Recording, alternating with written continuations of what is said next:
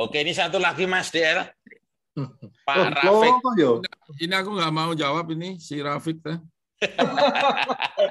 Iya. Lah gimana ini Mas Rafiq? Aduh. Oh, benar-benar. Aku setuju itu Rafiq itu. NASA ya. Terakhir padahal ini terakhir penutupan ini. Oh, Rafiq nggak usah. Rafiq itu suruh lari. Ya ini ya, dia ultramaraton bareng aku, Pul. Ya. Itu koncoku ultramaraton apa koncoku. Aku satu angkatanku nih Mas. Ultramaraton. Kalau satu angkatanmu, aku berarti pernah menghajar dia ya. Assalamualaikum Pak Larso, Pak Kamsyadi. Salam, Fik. Waalaikumsalam. Main bola kan, Fik? Iya, insya Allah masih. Kali cuman COVID ini ya semua terhenti lah. Telon. Yang Tanjung Lesung. Pak Larso, saya punya pertanyaan seperti ini. Kasus saya adalah anak saya sekarang kelas 2 SMA, kemudian tahun depan juga akan naik kelas 3 dan setelah itu kuliah. Tadi S1 Pak Larso sudah katakan programnya ikut program Kemendikbud ya. Dan ya, dananya PDP. Betul, program baru untuk PDP. Nah, persyaratannya sendiri nanti Pak Larso kalau nanti lebih established lagi programnya itu seperti apa? Apakah persyaratan? Kayaknya akan memilih universitas terbaik. Oke. Tapi aku belum tahu universitasnya apa aja. Ya, Pak Larso, nanti apakah kita akan mengikuti misalnya program seperti sekarang kalau anak SMA itu kan kalau UN, undangan dari PTN dan sebagainya mereka dilihat rapor dan sebagainya atau bergantung dari perguruan tinggi yang dituju sendiri nanti Pak Larso? Aku belum terlalu tahu tapi kalau Mas Menteri kan sangat paham pendidikan luar negeri ya.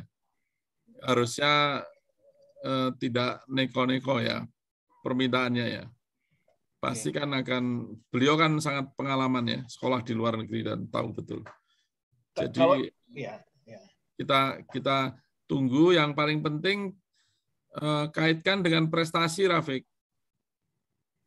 Karena aku takutnya atau aku menengarainya nanti ada yang menjalankan itu pusat prestasi nasional, talenta-talenta anak-anak muda yang hebat-hebat itu kelihatannya akan dikumpulkan.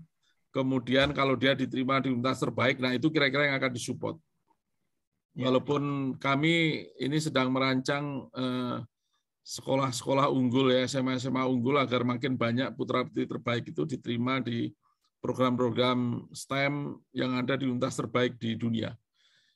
Terus terang kalau untuk S2, S3 nggak khawatir karena 4 tahun lalu kita berapa tadi angkanya ya, 11 gitu.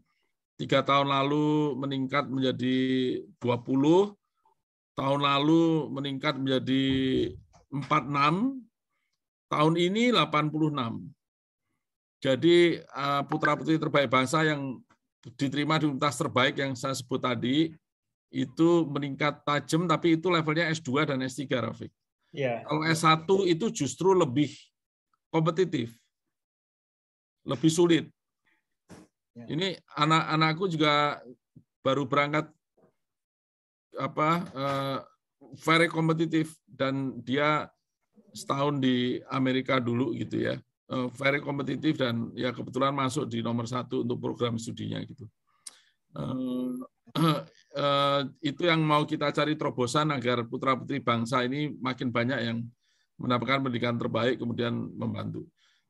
Ini tantangan Rafiq ya, orang-orang kayak kita kan ini ngomong krem de la krem, top of the pyramid ya.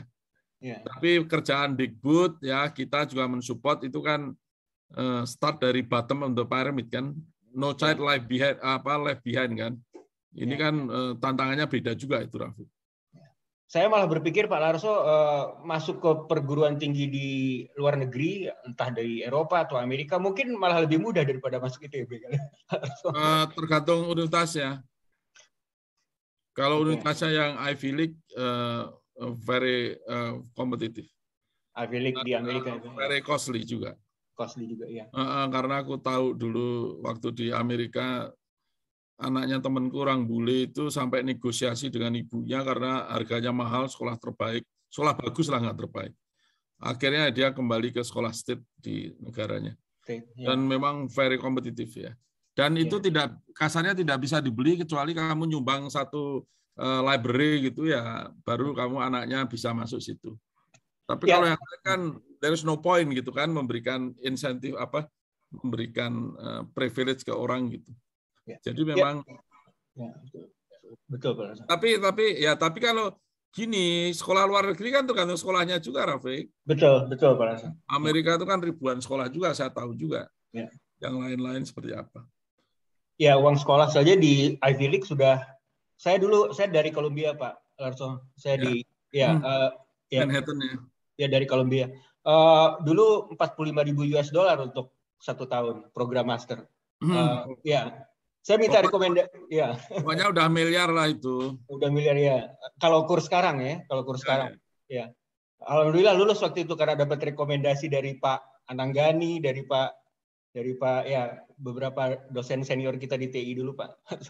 Tapi lulus diterima maksudnya kan? Lulus diterima dan alhamdulillah lulus juga. Kalau lulus juga kan bukan karena rekomendasi kan, karena kamu dulu pernah diajar dosen hebat di TI kan? Ya itu.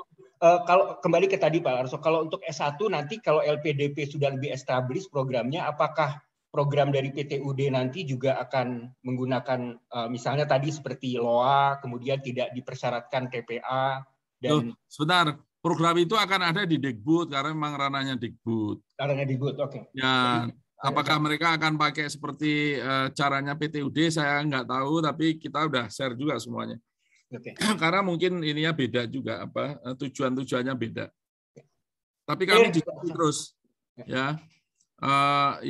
Ini berita bagus kan, artinya dulu saya selalu ditanya ya tahun lalu, wah nggak ada itu S1 nggak ada, aku bilang nggak ada, emang nggak ada. Sekarang aku udah bisa bilang ada, cuman limited, baru gitu kan, jadi mungkin belum establish betul karena memang baru kita launching dan memang kalau mau kuliah kan memang katakanlah biasanya kan Agustus September ini kan Rafiq terlalu mepet juga. Apalagi yang belum dapat LOE segala macam gitu. Yang kita proses di LPDP kan yang sudah punya LOE dulu baru bisa lah. S2, S3 sih lebih simpel kali. Ya. Mahal memang Rafiq ya Yunola. Terima kasih Pak Larso, Pak Kamsyadi. Sehat-sehat ya Rafiq.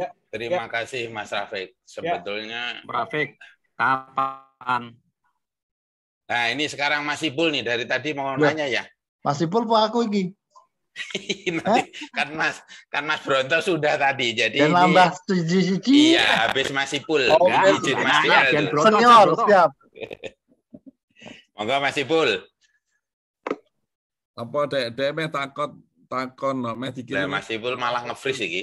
Wah. Videonya dimatiin Mas Ipul. Aku jane raping. Ya wes aku jane raping takok tapi ya wes tanya aja lah. Videonya dimatikan videonya. Laksananya nih Ipul nih. Wah, udah. Lari-lari dulu lah Mas Ipul lah. Aduh. Pindah ke Brujul itu kan di Karsam dia. Iya, lagi di Karsam. Ya udah, perselingan Mas Bronto dulu nih. Oh, udah gini aja.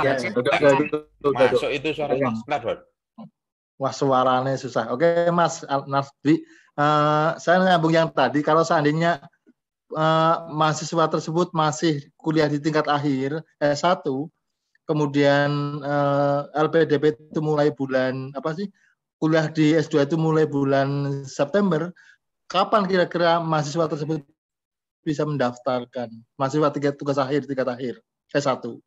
Kalau pendaftaran kan kita mungkin sekarang aku mikirnya Januari dan Agustus, ya kan?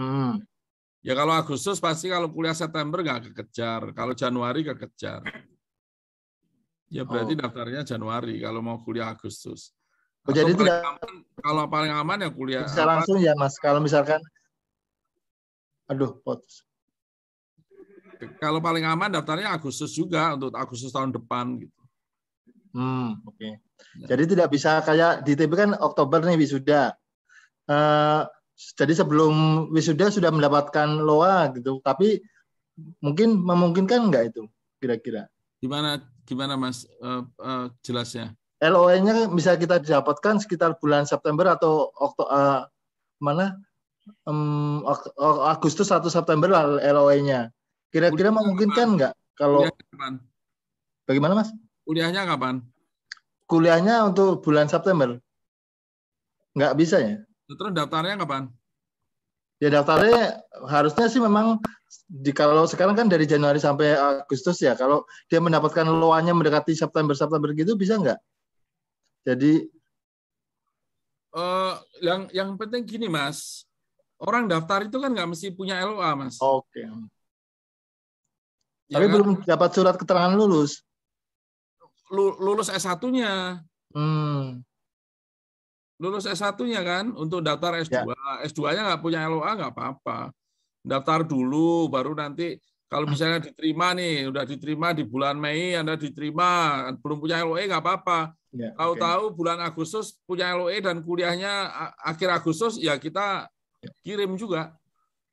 Ya kan kebanyakan teman-teman kita di TP kan lulusnya sekitar bulan Agustus atau September, wisuda untuk Oktober kan. Ya, tapi itu kita masih kan memungkinkan. LPDP kan tidak melayani hanya untuk ITB. Ya maksudnya contohnya gitu. Jadi kira-kira mendekati bulan-bulan Oktober kan biasanya baru mendapatkan surat keterangan lulus ataupun baru lulus sidang kan begitu. Kayak kalau lulusnya Oktober maksudnya. Ya, lulus sudahnya Oktober gitu. Setelah Oktober dapat Oktober ya dia daftar Januari tuh. Oh, Januari. Oke, Pak. Ya, baik. Ya kan? Oke, makasih. Ya, tapi kalau dapat surat keterangan lulus sebenarnya bisa daftar juga, Mas. Oh, gitu ya. Ya. Oke. Ya. Matur nuwun. Mas Bronto sudah nggak penasaran lagi. Ipul yang penasaran nih. Cuma Mas Ipul ini ketendang ini dari Karangsambung ini. Kayak baju bihu ya? Kata Mas Ya, Nuki kayak pindah ke Brujul. Kayak baju bihu merah kuning gitu kan? Mas, pakai blazer. Ini. Oh, lah itu muncul lagi. Iya, itu. Mas. Iya, tadi ketendang namanya sinyalnya naik turun. Kayak naik gunung. Sini aja. Enggak lah, enggak jadi. Anakku sudah sampai doktoral sekarang di Jepang. Yang kedua sedang menyelesaikan master di Jerman. Kalau misalkan nanti dia pengen program doktor di Jerman lah melanjutkan, itu bisa dibantu LPDP ya? Ya bisa dong, selama dia WNI, Mas. Oke, ya udah, itu aja. Ya. Setelah lulus S2 toh, ya. Iya. Kami dekat juga Sementara dengan dubes kita di Jerman. Kita banyak kerjasama juga dengan Jerman untuk membantu vokasi. Jadi sering diskusi sama dubes kita Jerman. Ayo, Groseno. Iya, lagi ngerayu bocah supaya mau ke program doktor. Karena udah ngelihat duitnya ini, dia lagi magang di bank, ngelihat duitnya udah ketok, udah males-malesan sekolah. Duitnya euro mana ya? Penyakit anak muda. Ya, tapi bagus banget ini Mas Dwi Warso. Terima kasih matur suwun ngisi acara malam minggu. Kalau aku seneng aja. Mesti bagus, ganteng apa piye? Ya, dua-duanya. Apalagi aku ada temennya malam minggu ini. Monggo. Ya, terus Mas Kemedi. Sampai kapan di Karangsambung tuh? Itu nane Karangsambung iki, ngomong. Iya, di Karangsambung itu, ngomong. Iya, Karangsambung. Ini cuma Unpak saja nih, geologi Unpak yang di Karangsambung. Sampai ITB, kapan Mas Ipul? ITB nggak boleh, Mas Ipul. Nggak boleh, bukan nggak berani. Mas Kamsi? Oh, dia nggak boleh, betul, nggak boleh. Kalau ini kebetulan boleh, Pemda Kebumen boleh, TV juga boleh, ya kita go langsung sebelum berubah lagi pikirannya. Oh, oke. Mas Kamsi? Siap, Pak. Saya sudah jam 1 nih, Mas Kamsi. Oh iya, di Halmahera ya. Aduh, sorry, ini lupa, kirain Pondok Gede. Jadi lagi di Ambon tuh itu, Bari. Karena hostnya di sana katanya sudah kemalaman ini, Mas DL. Kita tutup saja ya, Mas DL. Esok Bari. Oke. Terima kasih Mas Dwi Larso atas pemaparannya yang sungguh sangat lengkap sampai malam. Banyak sekali yang hadir malam ini. Luar biasa, 300 berapa tadi? 55. Ya. Belum yang di YouTube ya. Ya, belum yang di YouTube, nanti kita share di YouTube. Itu semoga malam ini benar-benar berkah, bermanfaat bagi kita semua, Amin. bagi generasi Indonesia, Ya. sehingga kedepannya menjadi lebih baik lagi. Terima kasih sekali lagi. Saya tutup. Assalamualaikum warahmatullahi wabarakatuh. Waalaikumsalam warahmatullahi Waalaikumsalam. wabarakatuh. Nuhun, Pak ya. Sehat-sehat ya.